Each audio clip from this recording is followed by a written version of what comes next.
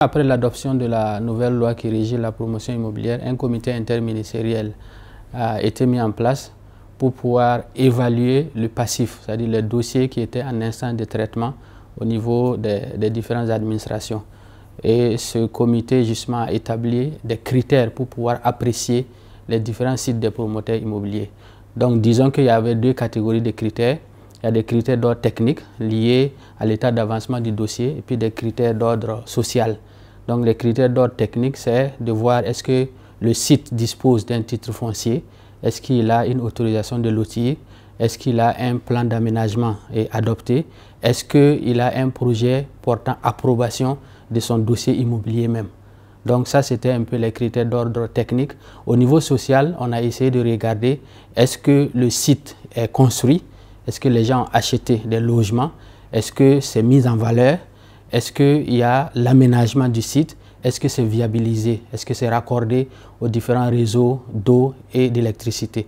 Donc voilà un peu les critères qui ont été arrêtés pour pouvoir apprécier les différents sites qui ont été inventoriés lors de l'état des lieux qui a été fait sur le passif de la promotion immobilière. Il y a 127 sites de 49 promoteurs immobiliers qui ont été retenus et qui ont été autorisés justement à être régularisés.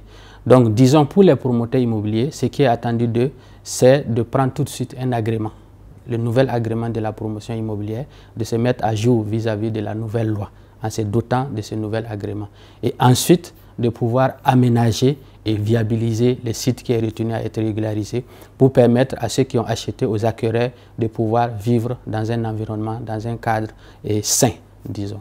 Pour les acquéreurs, c'est l'objet de l'opération spéciale qui a été lancée par le ministère en charge des Finances de délivrance des titres de jouissance et de payage à l'attention de ces acquéreurs-là.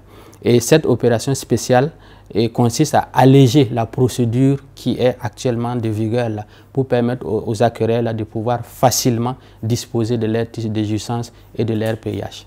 Au total, il y a 1812 sites qui ont été analysés par le comité en charge d'évaluation du passif. Et donc, on a retenu 127 sites de 49 promoteurs immobiliers pour cette première phase qui a été autorisée par le Conseil des ministres.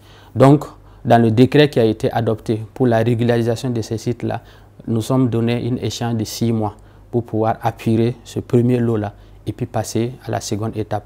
Mais tout dépendra également de l'appréciation que le Conseil des ministres fera si on arrive à apurer avant les 6 mois.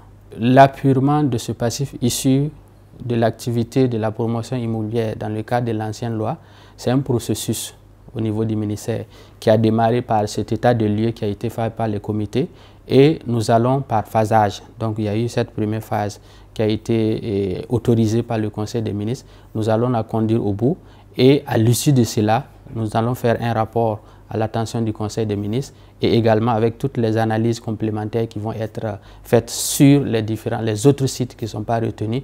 Et en tout cas, nous pensons que progressivement, nous allons arriver à apurer ce passif-là, peut-être dans des délais raisonnables pour permettre justement que le promoteur immobilier puisse exercer l'activité suivant la nouvelle loi qui a été adoptée.